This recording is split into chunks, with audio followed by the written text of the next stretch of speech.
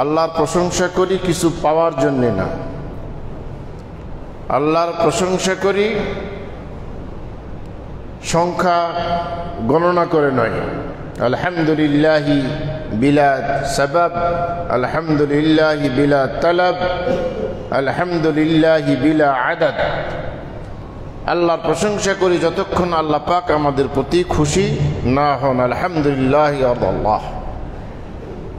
আল্লাহর প্রশংসা করি আলহামদুলিল্লাহ আবাদান দায়মা, যতদিন জীবন থাকবে, যতদিন শ্বাস প্রশ্বাস থাকবে, ততদিন আল্লাহর কৃতজ্ঞতা, আল্লাহর শুকরিয়া আমরা আদায় করব। আলহামদুলিল্লাহ। দরুদ সালাম পেশ করি বিশ্বনবী মুহাম্মদ রাসূলুল্লাহ সাল্লাল্লাহু তাআলা আলাইহি ওয়াসাল্লামের উপর। সম্মানিত সুধী, এখন যদি আমি আপনাদেরকে বলি যে যারা পায়জামা পাঞ্জাবি সহ মাথায় টুপি দিয়ে আছেন তারা সামনের কাতারে বসবেন, তাহলে এই মুহূর্তে আমরা সবাই সচেতন হয়ে যাব, নিজের দিকে তাকিয়ে দেখব আমি কি পায়জামা পরে আছি কিনা, আমার গায়ে পাঞ্জাবি আছে কিনা, আমার মাথায় টুপি আছে কিনা। যদি এই মুহূর্তে টুপি আমার কাছে নাও থাকে তাহলে ডানে বামে পকেটে হাত দেব। এমনকি যদি পরনে পায়জামা না থেকে লুঙ্গি থাকে তাহলে চেষ্টা করব অন্তত সামনের কাতারে। প্রিয় নবী বলছেন যে সামনের কাতারে কি কল্যাণ আছে, কি নেয়ামত আছে, আল্লাহর কি অনুগ্রহ আছে, এটা যদি মানুষ জানতো তাহলে হামাগুড়ি দিয়ে হলেও সামনের কাতারে এসে হাজির হয়ে যেত। তো এই যে একটা মিসাল আমি বলছি আপনাদেরকে, যে তাহলে আমরা সুযোগ থাকলে বাড়িতে গিয়ে টুপি ছেড়ে আসছি, টুপিটা নিয়ে আসি, পায়জামা পাঞ্জাবি পরে সামনের কাতারে আমি বসবো।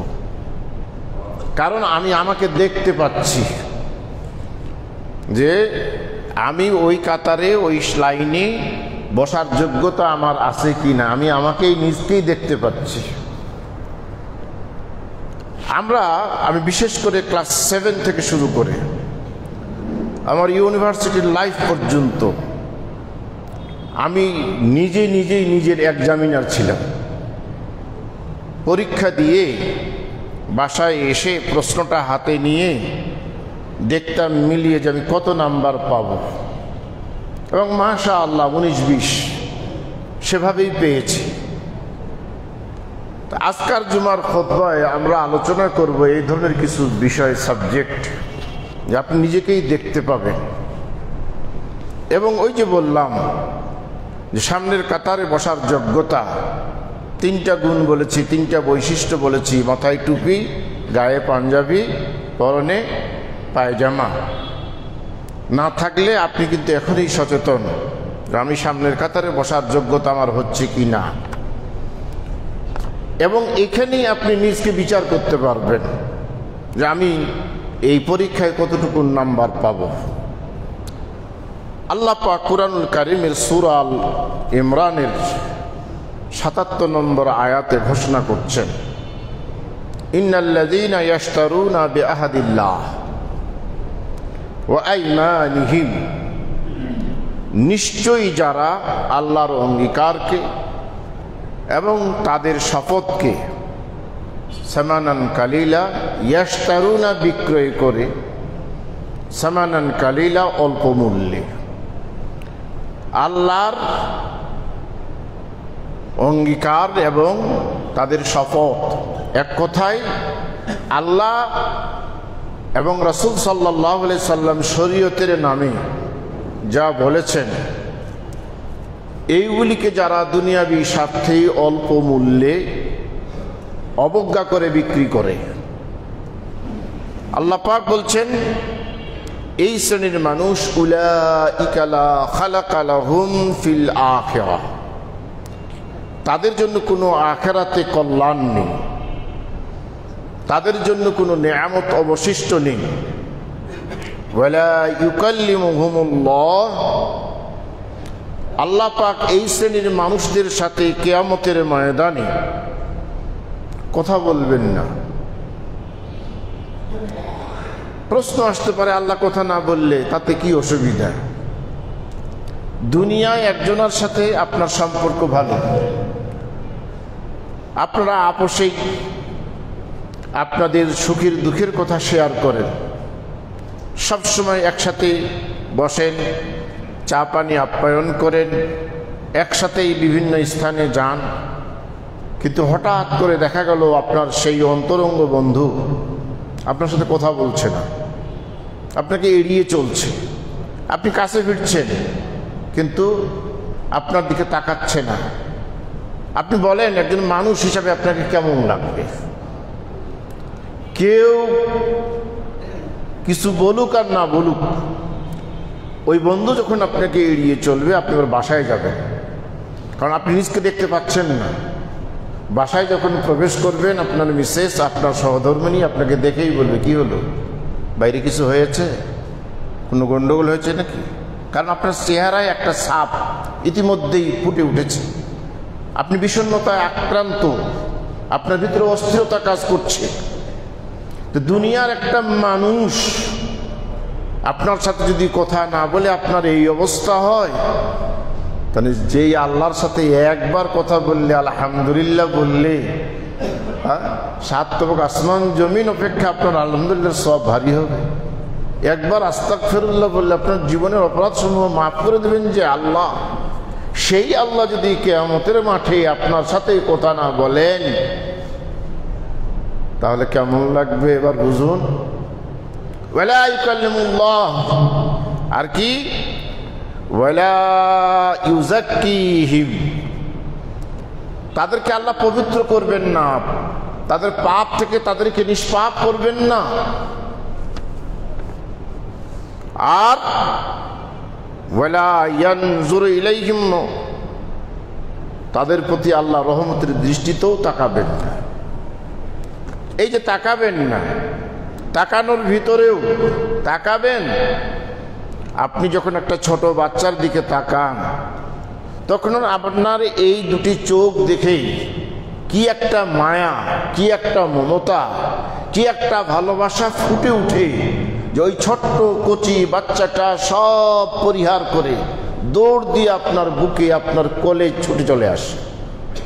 আবার এই দুইটাই চোখ ওই বাচ্চাটাকেই যখন আপনি আবার তার দিকে প্রয়োগ করবেন, দেখাবেন, তখন কিন্তু ওই বাচ্চার কাছে আসবে না, ভয়ে দূরে দূরে দূরে দূরে হাঁটবে। এই চোখ শুধু একটু পরিবর্তন, একবার তাকালে দৌড় দিয়ে ছুটে চলে আসে, ওই চোখ দিয়ে আবার তাকালে দূরে চলে যায়। আল্লাহ পাক তাকাবেন, কিন্তু রহমতের দৃষ্টিতে তাকাবেন না। ওই দৃষ্টি দিবেন যেই দৃষ্টি দিলে আপনি পালাবা রাস্তা খুঁজবেন, ওইখানে থাকবেন না। কারণ চোখ দেখেই আপনি বুঝে নেবেন যে আল্লাহর দয়াময় আমার প্রতি নেই। এই লোকগুলি কারা? তারা। এবার আসুন, যে সামনের কাতারে বসার যোগ্যতা আপনার আমার আছে কি নেই, একটু নিজকে মিলিয়ে নিন। হাদিস, প্রিয় নবী রাসূল করিম সাল্লাল্লাহু আলাইহি ওয়াসাল্লাম বলছেন, সালাসা, 3 শ্রেণীর মানুষ মিলিয়ে নেবেন। ভাই, আমি কিন্তু আপনাকে বলতে পারবো না আপনার ভিতরে এই দোষ আছে, আমি কিন্তু আপনাকে বলতে পারবো না আপনি এই দোষে দোষী, কিন্তু আপনার বিবেক আপনাকে বলে দেবে। আপনার বিবেক আপনাকে বলে দেবে, যেমন টুপি আছে কিনা, পাঞ্জাবি আছে কিনা, আপনার বিবেক আপনাকে বলে দিবে যে এই দোষটা আমার ভিতরে আছে না নাই। আল্লাহ পাক এখানে এমন একজন জাস্টিস বসিয়ে রেখেছেন, এই জাস্টিস যদি বিচার করে, দুনিয়ার কোনো বিচারক লাগবে না আপনার বিচার করতে। আপনি নিজেরই বিচার নিজেই করতে পারবেন, নিজের নাম্বারিং নিজেই, নিজের এক্সামিনার নিজেই হতে পারবেন। প্রিয় নবী বলছেন, সালাসাতুন, 3 শ্রেণীর মানুষ, লা ইয়ানজুরুল্লাহু ইলাইহি ইয়াউমিল কিয়ামাহ, কিয়ামতের মাঠে আল্লাহ এদের প্রতি তাকাবেন না, এদেরকে পাক পবিত্র করবেন না, এদের সাথে কথাও বলবেন না। কারা তারা? নাম্বার 1, আল-আক বিওয়ালিদাইহি, যে বৃদ্ধ পিতামাতাই হোক আর যুবক পিতামাতাই হোক, পিতামাতা, এই পিতামাতার অবাধ্য সন্তান, যে সন্তান পিতা মাতার সাথে অসৎ আচরণ করে, ও সন্তান যতই তাহাজ্জুদ পড়ুক আর যতই হজ করুক আর যতই 5 ওয়াক্ত সালাত কায়েম করুক, যতই কোরআন তেলাওয়াত করুক,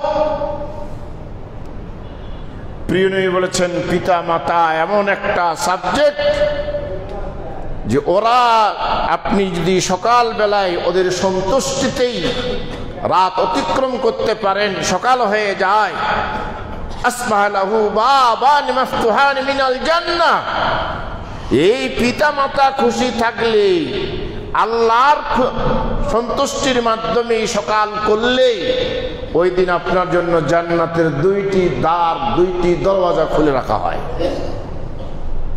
যেভাবেই যে কারণেই আপনি ওই দিন মৃত্যুবরণ করেন না কেন, আল্লাহ এবং এই পিতামাতা খুশি থাকলে আপনাকে আল্লাহ বিনা হিসাবে জান্নাত দান করবেন। বলুন, আপনার আব্বা গ্রামে থাকেন, আপনার আম্মা গ্রামে থাকেন, আপনি শহরে আপনার স্ত্রী পরিবার নিয়ে থাকেন, থাকতে হবে, স্ত্রী আপনার সাথেই থাকবে। হুন্না লিবাসুন লাকুম ওয়া আনতুম লিবাসুন লাহুন্না, স্বামীর পোশাক স্ত্রী, স্ত্রীর পোশাক স্বামী, এটা আল্লাহর বিধান। কিন্তু আপনি কি খাওয়ার আগে একটু ফোন করে বলেছেন, আম্মা তুমি তো গ্রামে আছো, আমি তখন খেতে বসবো, তুমি কি খেয়েছো মা? আব্বা আপনার কি আজকে খাওয়া দাওয়া হয়েছে? আপনি আজকে ওষুধ সেবন করেছেন? এই খোঁজটা কি নেওয়ার সুযোগ হয়েছে আপনারা? না, এইটুকুন খোঁজ নিলেই আব্বা আম্মার মনটা অনেক বড় হয়ে যাবে, আপনার জন্য অনেক প্রাণ ভরে দোয়া করবে। আপনার বন্ধুর সাথে কথা বলার সময় হলো, পেপার পত্রিকা পড়ার সময় হলো, আপনার বাচ্চার সাথে কথা বলার সময় হলো, কিন্তু বৃদ্ধ পিতা মাতার প্রতি 2টা মিনিট সময় হয়নি তাদের সাথে কথা বলার। এই যে উলাইকা লা খালাকা লাহুম, আল্লাহ বললেন ওদের জন্য কোনো কল্যাণ নেই ওই পারের জীবনে। কারণ এই যে পিতা মাতার খুশিতে জান্নাত, আপনি এটার থেকে মাহরুম, বঞ্চিত। কারণ আল-আক লিওয়ালিদাইহি, পিতা মাতার অবাধ্য সন্তান। নাম্বার 1, এই শ্রেণীর, এই রোগের রোগী, এই দোষে দূষিত যিনি, তার সাথে আল্লাহ কিয়ামতের মাঠে কথাও বলবেন না, রহমতের দৃষ্টিতে তাকাবেন না, তাকে পাক পবিত্র করবেন না। 2 নাম্বার, ওয়াল মুতারাজ্জি, আল মারআতুল মুতারাজ্জিলা আল মুশাব্বিহা লিরিজাল। ব্যাখ্যা করলে অনেকে কষ্ট পাবেন, বেশি বলতে গেলে অনেকে মনে করবেন আমাকেই টার্গেট করা হচ্ছে। ওই সমস্ত মহিলা, যে মহিলা পুরুষের বেশ ধারণ করে, ওই সমস্ত পুরুষ, যে মহিলা তাকানো যাচ্ছে না সে জায়গায় বসে থাকা যাচ্ছে,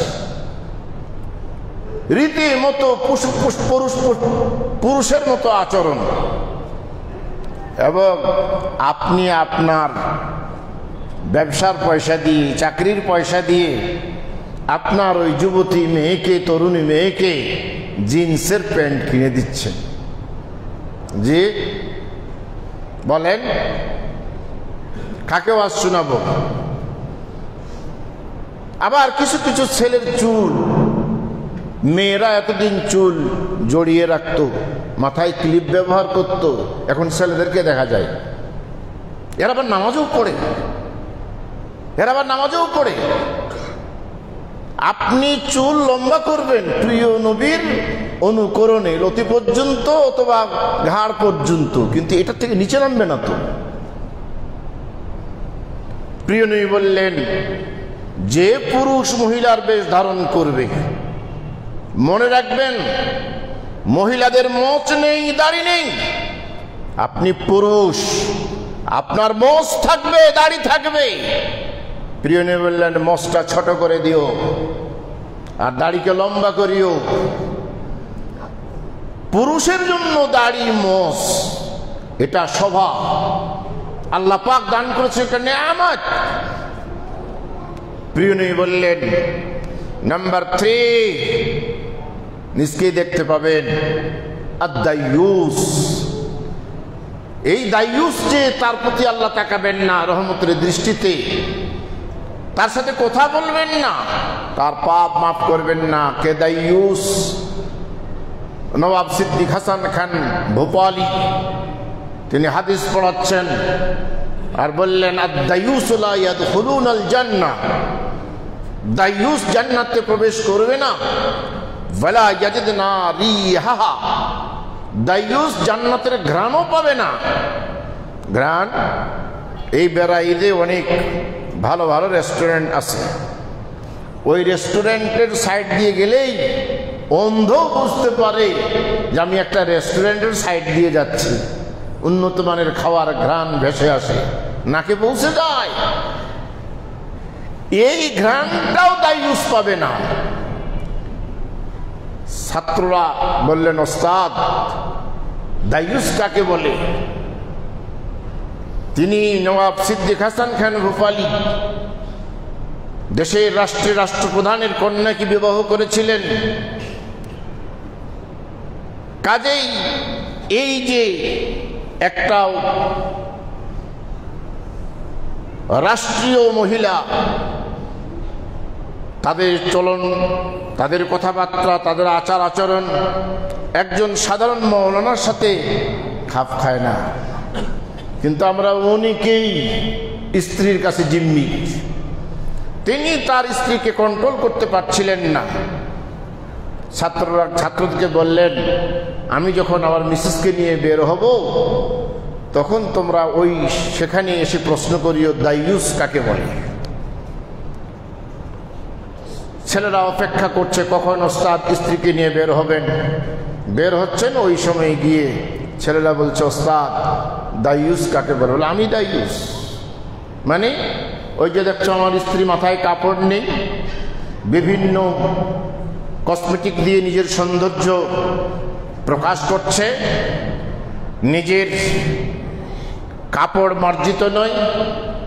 প্রিয় নবী বলেছেন কাসিয়াতুন আরিয়া, এমন একটা যুগ, এমন একটা সময় আসবে মহিলারা কাপড় পরে বিবস্ত্র হয়ে থাকবে। কাপড় পরবে কিন্তু কাপড় পরার পরেও বিবস্ত্র, অর্থাৎ এত শর্টকাট হয়ে যাবে জামা কাপড়গুলি, সংক্ষিপ্ত হয়ে যাবে তাদের পোশাক, যে তাদের শরীরের একটা অংশ প্রকাশ পাবে, পরপুরুষ দেখবে, মাথায় কাপড় থাকবে না। এবং প্রিয় নবী বলছেন রউসুহুন্না কাসমাতিল বুখতিল মাইলা, তাদের চুলের খোপা উটের পিঠের নেই দুলবে। প্রিয় নবী বললেন যে মহিলা পর চুলা মানে চুল অর্থাৎ অতিরিক্ত চুল নিজের মাথায় ব্যবহার করবে, এই মহিলা পাপী, জান্নাত হারাম। প্রিয় নবী বললেন, নবাব সিদ্দিক হাসান খান ভোপালী ছাত্রদেরকে বলছেন বাবা দায়ুস আমি, এখন আপনি আমি কি দায়ুস নই? প্রিয় নবী কোরআনে আল্লাহ পাক বললেন 14 শ্রেণীর পুরুষকে বিবাহ করা হারাম, 14 শ্রেণীর মহিলার সাথে বিবাহ হারাম, নিজের পিতা হারাম, বিবাহ হবে না। অতএব মা আপনি নিজের পিতার সঙ্গে দেখা করতে পারবেন। 14 প্রকারের পুরুষ, নিজের ভাই তার সঙ্গে বিবাহ হারাম, তার সাথে দেখা করতে পারবেন। ভাই কিন্তু চাচাতো ভাই ওটা ভাই নয়, খালাতো ভাই ওটা ভাই নয়, মামাতো ভাই ওটা ভাই নয়, ফুফাতো ভাই ওটা ভাই নয়, ওদের সঙ্গে দেখা করা যাবে না। দায়ুস, আগে নিজ থেকেই শুরু করি, আমি বড় বড় কথা বলছি, নিজের থেকেই শুরু করি। প্রিয় নবী বললেন এই দায়ুস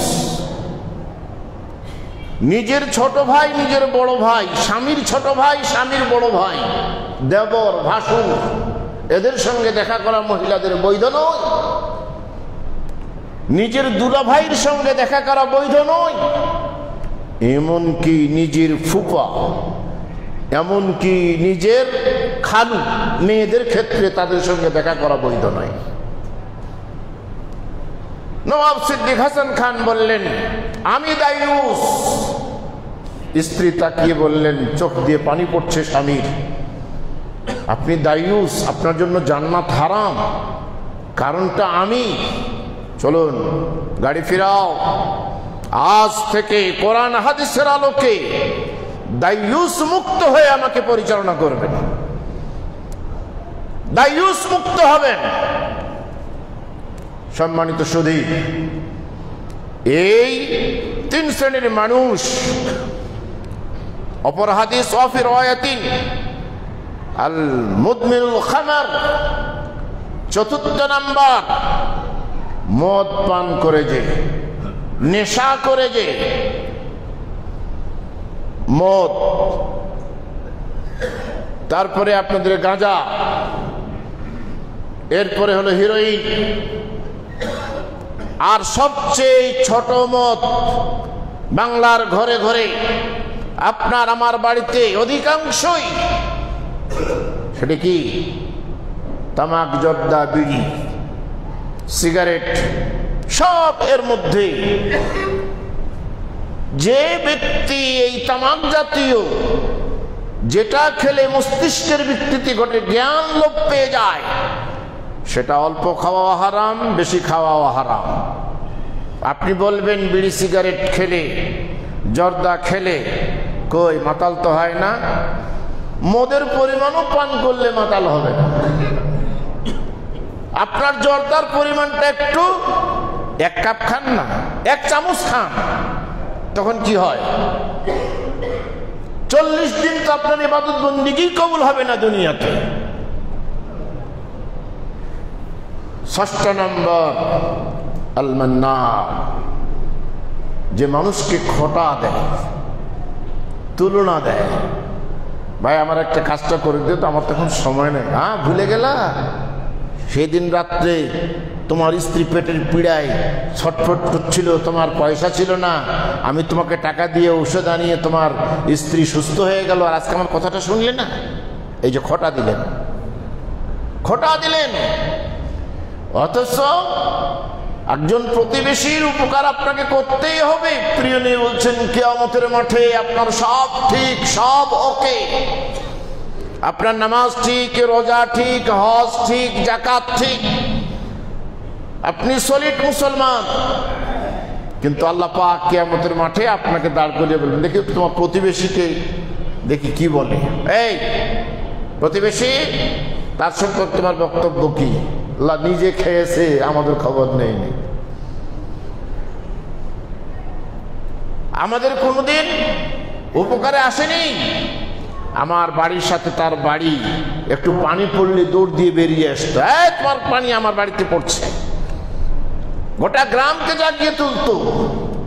হবে না, আল্লাহ পাক বলবেন প্রতিবেশীকে কষ্ট দিয়েছ, আর আপনি একটু উপকার করেন, সঙ্গে সঙ্গে খোটা দিয়ে দেন। যারা এই খোটা দেয়, মানুষের উপকার করার পরে আল্লাহ পাক কিয়ামতের মাঠে তাদের প্রতি তাকাবেন না। প্রিয় নবী রাসূল করিম সাল্লাল্লাহু আলাইহি সাল্লাম বললেন, সেই ব্যক্তি যে শাইখুন জানি, বৃদ্ধ কিন্তু ব্যভিচার করে। বৃদ্ধ কারা? বৃদ্ধ আপনার চুল পরিবর্তন হয়ে যাচ্ছে, রং পরিবর্তন হয়ে যাচ্ছে, আপনার দৃষ্টিশক্তি লোপ পাচ্ছে, আপনার মেরুদণ্ড কাজ করতে চাচ্ছে না। 40 বয়স অতিক্রম করলে আপনি বৃদ্ধের মধ্যে পড়ে যাচ্ছেন। এই বৃদ্ধ অবস্থায় যারা ব্যভিচার করে, ব্যভিচার একই শাস্তি দুনিয়াতে। যদি যুবক অবিবাহিত, যুবতী অবিবাহিত, তারা যদি অবৈধ সম্পর্কে লিপ্ত হয় এবং 4 জন সাক্ষী সমেত তাদেরকে সেই অপরাধী সাব্যস্ত করা হয়, তাহলে আল্লাহ পাকের নির্দেশ তাদেরকে 100 বেত্রাঘাত করো। একটা লাঠি দিয়ে সমাজের সবচেয়ে শক্তিশালী যুবক সর্বশক্তি প্রয়োগ করে শক্ত মজবুত লাঠি দিয়ে একটা করে 100টা বেত্রাঘাত করবে। একটুকু শক্তি লুকিয়ে রাখা যাবে না। এবং তারপরে 1 বছর দেশান্তর করতে হবে। আমরা বিচার দেখেছি, সবচেয়ে গ্রামের দুর্বল মুরব্বীটার হাতে 10টা লাঠি এক জায়গায় বেঁধে তুলে দেওয়া হয়, আল্লাহকে বুঝ দেওয়া হয় যে বিচার করলাম। জি না। আর যদি বিবাহিতরা এই অপরাধী হয়, তাহলে জনসম্মুখে মেরুদণ্ড পর্যন্ত মাটিতে পুঁতে দিয়ে পাথর দিয়ে আঘাত করে করে তাকে মৃত্যু না হওয়া পর্যন্ত সেভাবেই মারতে হবে। আধুনিক যুগের সুশীল সমাজ আমাদেরকে মানবতার দোহাই দিয়ে বলছেন এগুলি মানবতা বিরোধী, অমানবিক। আমি সেই সুশীলকে বলতে চাই, অন্যের ক্ষেত্রে অমানবিক। ওটা যদি আপনার মেয়ে হয়, ওটা যদি আপনার স্ত্রী হয়, আর যদি অন্য কেউ নষ্ট করে, আর আপনাকে যদি বিচারক হতে হবে না, আপনি যদি ধরতে পারেন, তাহলে আপনি কি করবেন বলেন? আপনার বিচারটা কেমন হবে? কিন্তু আপনি সলোয়ানেই বিচার করবেন, আর অন্যের ক্ষেত্রে আপনি মানবতার দোহাই আওড়াচ্ছেন। বৃদ্ধ বয়সে যারা ব্যভিচার করবে, এদের প্রতি আল্লাহ তাকাবেন না, এদেরকে পাক থেকে পবিত্র করবেন না, এদের প্রতি রহমতের দৃষ্টিতে তাকাবেন না। আর কে? প্রিয় নবী বললেন মালিকুন কাযযাব, ওই শাসক যে মিথ্যা কথা বলে। এখানে শাসক বলতে দেশের প্রেসিডেন্টকে শুধু নয়, শাসক বলতে আপনি আমি সবাই শাসক। আলা কুল্লুকুম রাইন ওয়া কুল্লুকুম মাসউলুন আন রায়াতিহি, সবাই রাখাল, সবাই অভিভাবক, সকলকেই কিয়ামতের মাঠে তার এই দায়িত্ব সম্পর্কে আল্লাহর কাছে জবাবদিহি করতে হবে। প্রিয় নবী নেতৃত্ব দিতেন, শাসন করতেন, শাসন না সেবা করতেন। যখন বিচার করতেন, কি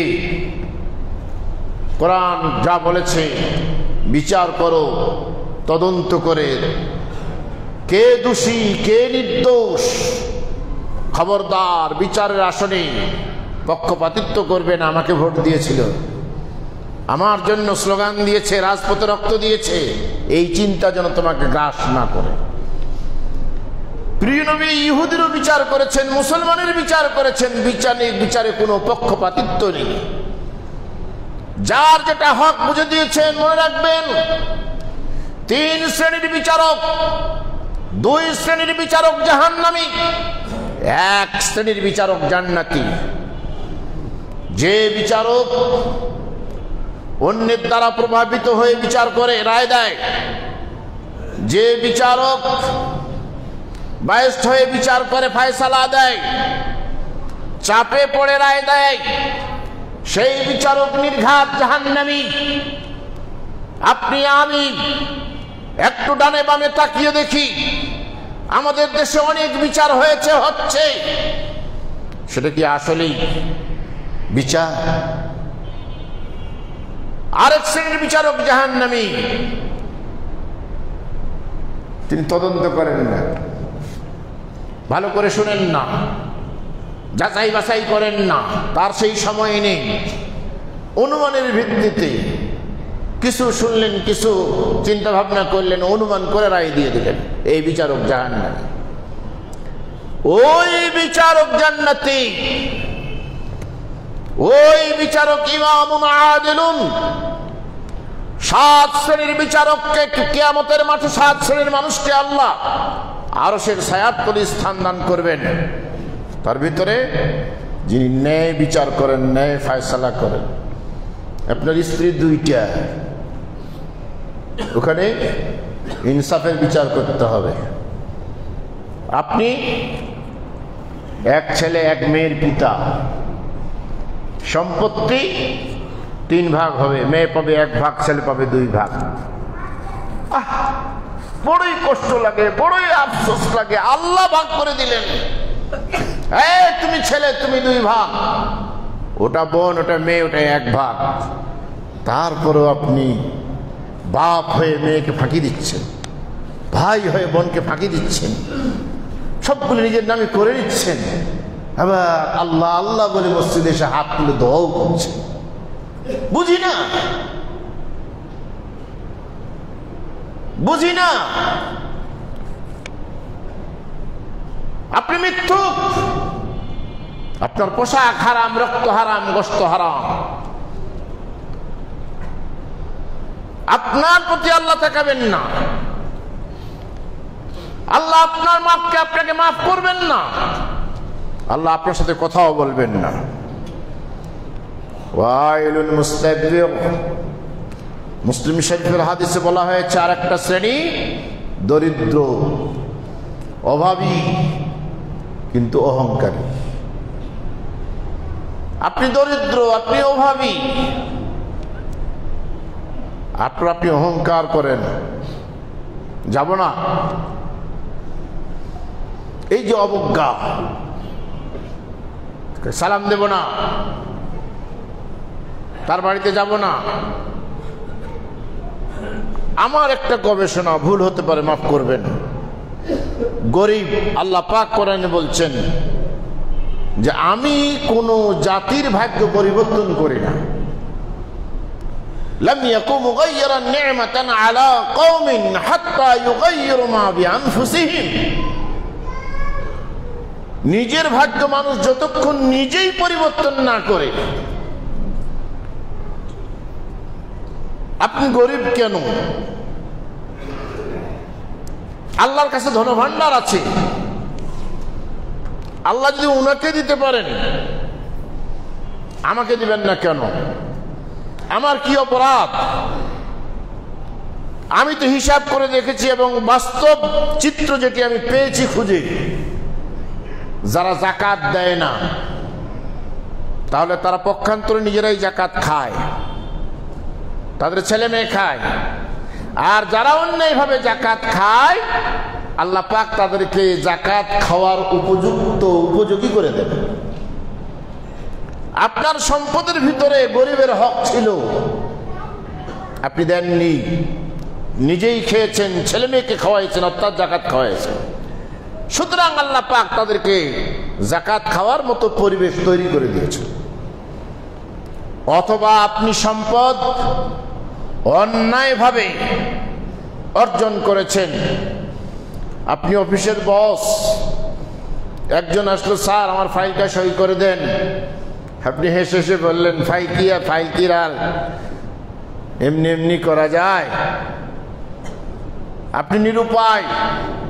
আপনার বাচ্চার জন্য দুধ কিনবেন, আপনার বাচ্চার জন্য কাপড় কিনবেন, আপনার বৃদ্ধ মায়ের জন্য শীতের একটা কম্বল কিনবেন।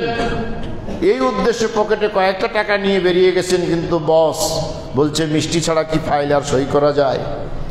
ওই বাচ্চার মুখের অন্ন কেড়ে নিয়ে, বৃদ্ধা মায়ের সেই শীত বস্ত্রের পয়সা কেড়ে নিয়ে, বাড়ির একবার খাওয়ার সেটা কেড়ে নিয়ে আপনাকে খুশি করার জন্য আপনার পকেট ভর্তি করে দেওয়া হলো। আপনি অন্যকে ক্ষুধার্ত রেখে নিজের উদরপণ পূর্ণ করলেন। এই যে অন্যায়ভাবে পয়সা অর্জন করেছেন, এই পয়সা আপনার ঘরে থাকবে না। শুধু কি ওই পয়সাটাই বেরিয়ে যাবে যখন বের হবে? আপনি পোলাও খেলেন, আপনি কোরমা খেলেন, বিরিয়ানি খেলেন, বুরহানি খেলেন, বিভিন্ন আইটেম দিয়ে পেট পরিপূর্ণ করে খেলেন, সেই সাথে খাওয়ার পরে একটা মাছিও আপনার পেটে ঢুকে গেল। মাছি তো আর হজম হবে না, শুরু হয়ে গেল পেটে পিয়া। কিছুক্ষণ পরে বমি করতে শুরু করলেন। কি মাছিটা শুধু বের হবে না, ওই যা খেলেন এতক্ষণ ধরে সবগুলাই বের হবে। আপনার হালালগুলোকে শহর টেনে বের করবে। তা আপনার যে পৈতৃক সম্পদ পেয়েছিলেন, আপনি মাতৃত্ব থেকে যে সম্পদ পেয়েছিলেন, আপনি হালাল পয়সা দিয়ে যে সম্পদ অর্জন করেছিলেন, এই অন্যের একটু সম্পদ অন্যায়ভাবে কেড়ে নেওয়ার কারণে ওটা যখন বের হয়ে যাবে, আপনার হালাল সম্পদ সব বেরিয়ে যাবে, আপনাকে আল্লাহ পাক রাস্তার ফকির করে ছেড়ে দেবে। আপনি অহংকার করছেন। একটু ইতিহাস খুঁজুন। আপনার বাপ দাদারা অনেক ধনী ছিল, আজকে আপনি নিঃস্ব। হয় দেখেন তাদের সম্পদে অবৈধ কিছু ছিল, অথবা তারা যাকাত দেননি, অথবা সম্পদের অপব্যবহার করেছেন। ফলে তার বংশধর হিসাবে আমি আজকে দরিদ্র, আমি গরিব, আমি ফকির, আমি কাঙ্গাল। আমার অহংকার করা সাজে না। অহংকার ধনী গরিব কারো সাজে না। আল কিবরিয়া ওয়া রিদাই ওয়াল আজমাতু ইজার। অহংকার আল্লাহ পাকের ভূষণ পোশাক। প্রিয় নবী বলছেন, যারা এটা কেড়ে নিতে চাইবে কাযাবতুহু ফিন্নার। হাদিস কুদসি আল্লাহ পাক বলছেন, আমি তাকে জাহান্নামে নিক্ষেপ করব। যেই দরিদ্র অহংকারী, ওই দরিদ্রের প্রতি আল্লাহ পাক রহমতের দৃষ্টিতে তাকাবেন না। অনেকগুলি ছিল, সালাসাতুন আল মান্নান আল্লাযী লা ইউতা ওয়াল মুনাফিক সিলা, যে মিথ্যা শপথ করে পণ্য বিক্রি করে। আপনি আমাদের মসজিদের ইমাম সাহেব, আপনার কাছে বেশি নেব না হুজুর, যেটা কিনা ওইটাই দেন। তারপর দোকান ভাড়া আর কারেন্টের বিল, কর্মচারীর পয়সা, উপরে ভালো নিচে 3 নম্বর পচা, এগুলি ধোঁকা দিয়ে প্রতারণা করে বিক্রি করেন। অথচ প্রিয় নবী বলছেন যে সততার সাথে ব্যবসা করবে সেই ব্যক্তি আর আমি নবী জান্নাতে পাশাপাশি থাকব। আর যে ধোঁকাবাজি করবে, প্রতারণা করবে, আল্লাহ পাক তার প্রতি রহমতের দৃষ্টি তাকাবেন না, তার সাথে কথা বলবেন না, তাকে পাক ও পবিত্র করবেন না। কারণ উলাইকা লা খালাকা লাহুম, পরকালীন জীবনে তার জন্য কোনো কল্যাণ নাই। সম্মানিত মুসল্লিয়ান কারাম, কি নিজকে দেখা যায়? নিজের বিচার কি নিজে করতে পারছি? কতটুকু নাম্বার পাবো? আল্লাহ পাক আমাদেরকে টুপিটা না থাকলেও সামনের কাতারে বসবো, অতএব টুপি আমাকে নিয়ে আসতেই হবে, মাথায় দিয়ে দিই, সামনের কাতারে বসবো। আল্লাহ যেন আমার সাথে কথা বলেন কিয়ামতের মাঠে, রহমতের দৃষ্টিতে যেন তাকান। আল্লাহ যেন আমাকে তাড়িয়ে না দেন, আমি যেন এই দোষগুলি থেকে নিজকে পবিত্র করতে পারি, নিজকে সংশোধন করতে পারি, আমি যেন আল্লাহ পাকের রেজামন্দি হাসিল করতে পারি। আল্লাহ পাক আমাকে, আপনাকে, সকলকে এই বুঝ, এই উপলব্ধি শক্তি দান করেন এবং আমল করার তৌফিক দান করেন। আকুলু কাউলি হাযা আস্তাগফিরুল্লাহ লি ওয়া লাকুম ওয়া লিসাইরিল মুসলিমিন। বারাকাল্লাহু লানা ওয়া লাকুম ফিল কুরআনিল আযীম। নাফা'না ওয়া ইয়্যাকুম বিল আয়াতি ওয়া যিকরিল হাকীম। ইন্নাহু তাআলা জাওয়াদুন কারীম মালিকুম বাররুর রাউফুর রহিম।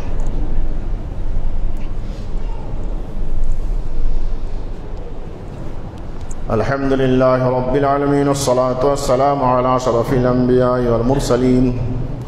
إن الله وملائكته يصلون على النبي يا أيها الذين آمنوا صلوا عليه وسلموا تسليما. শুক্রবারের দিন বেশি বেশি দরুদ পড়বেন। اللهم صل على محمد وعلى آل محمد كما صليت على إبراهيم وعلى آل إبراهيم إنك حميد مجيد. اللهم بارك على محمد وعلى آل محمد كما باركت على إبراهيم وعلى آل إبراهيم إنك حميد مجيد. ربنا ظلمنا أنفسنا وإن لم تغفر لنا